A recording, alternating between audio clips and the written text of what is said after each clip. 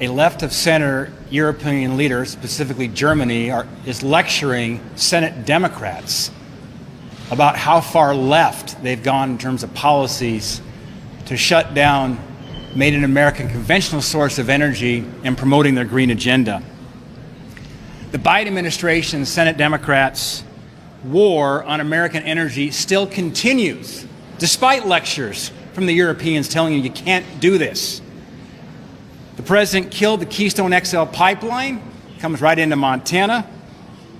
We can't afford to fill up our vehicles. We can't afford to heat our homes. And now the Biden administration is proposing we can't cook on gas stoves. Last fall, the administration started targeting gas stoves. In January, the White House press secretary said that President Biden doesn't support such a ban. The 1st of February, the Department of Energy publishes a rule that would ban 96% of our gas stoves in the United States. Now, when this word came out, of course, there's a bit of squawking up here on Capitol Hill and around the country. Now, on February 16th, the Department of Energy changes their math, and now they say it's only 50%. And for those of you who think it's another conspiracy that Senator Ernst talked about, that the media will sometimes accuse us of, read it in the DOE's own publication on their website that says nearly half of the total gas cooking top market would be illegal under this proposed rule. When I was in Europe last year, the Romanian Prime Minister, who was lamenting on policies that were being promoted years ago in Northern Europe, said this. He said, "A vision without an action plan is a hallucination." The Democrats are living in a green hallucination. They worship this green religion, and we know their goal here is to get rid of all fossil fuels. I didn't think I'd live to see the day when they want to start banning natural gas. Let's keep in mind, over the next 25 years, global energy demand is going to increase 50% from where it is today. Hello, friends. Happy Sunday to all of you. The next deposit date is March 31st. There is also a new deadline to apply and claim extra inflation relief cash. Checks worth as much as $800 are set to go out in several batches. The Federal Reserve has also released new details regarding inflation and the rising cost of living. My friends, please do me a big favor and watch until the end of this video.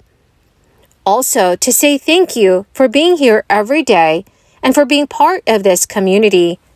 I will be announcing 2 winners this coming Friday for the Walmart gift card giveaway. If you'd like to enter the weekly giveaways, friends, all you have to do is click and like several of my videos and then comment below the keyword of each video that you watch. My friends, the more videos that you comment on, the greater your chances of winning the giveaways. The Federal Reserve says inflation remains uncomfortably high and that additional interest rate hikes are necessary to wrestle it under control. The Fed said in its semi-annual report to Congress, the committee is strongly committed to returning inflation to its 2% objective. Our nation's central bank indicated that ongoing increases in the target range will be appropriate in order to attain a stance of monetary policy that is sufficiently restrictive. The report, which provides lawmakers with an update on monetary policy and economic developments, comes just a few days before Fed Chair Jerome Powell testifies on Capitol Hill. Central bankers are in the midst of the most aggressive campaign since the 1980s to crush stubbornly high inflation. Although the Consumer Price Index has slowly fallen from a high of 9.1% notched in June, it still remains about 3 times higher than the pre-crisis average. Officials voted in February to raise the benchmark interest rate a 0.25 percentage point to a range of 4.5% to 4.75%. and did signal that a couple more increases are on the table for this year. That followed a half-point increase at their December meeting and 4 consecutive 75 basis point moves before that. The Fed's rate-setting committee meets later this month. Markets widely expect the Fed to continue raising rates at a quarter-point pace. But a slew of hotter-than-expected economic data reports in recent weeks has raised the specter of a higher peak rate or steeper increases. So the Labor Department reported in February that the Consumer Price Index rose 0.5% in January. That was the most in 3 months. The annual inflation rate also surprised to the upside at 6.4%.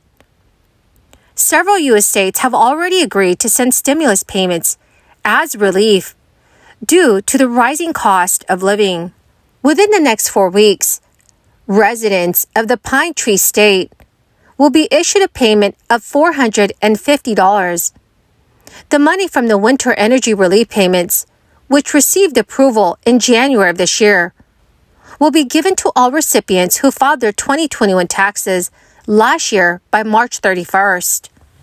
These payments are part of a larger emergency winter energy relief plan, which is proposed by Maine Governor Janet Mills and approved by the state legislature as an emergency measure.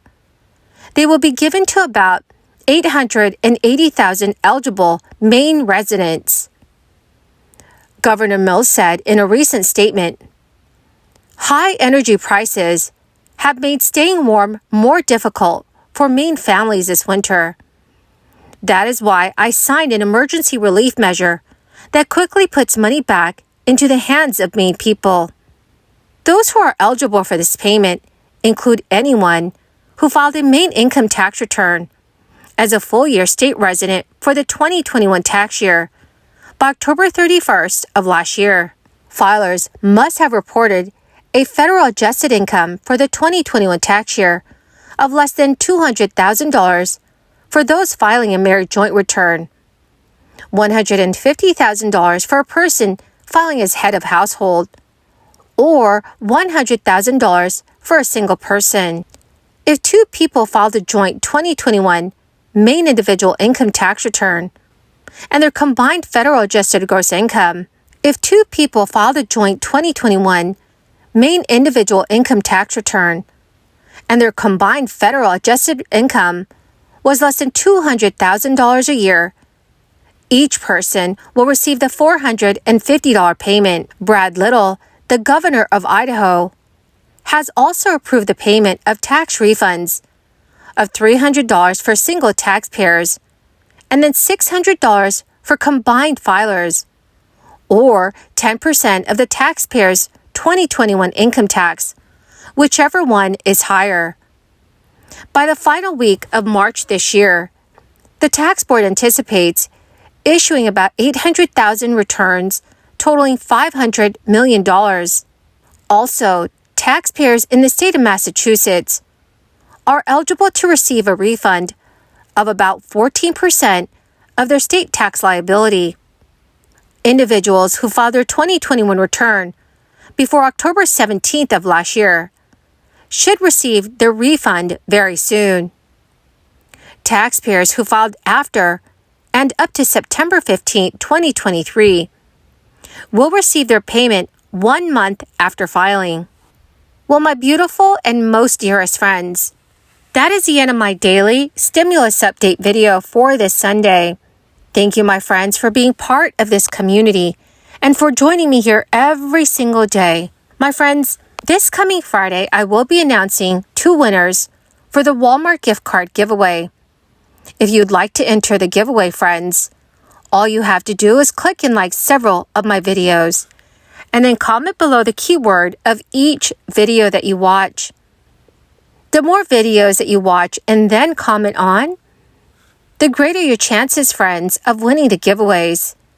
Thank you and have a wonderful and very blessed Sunday.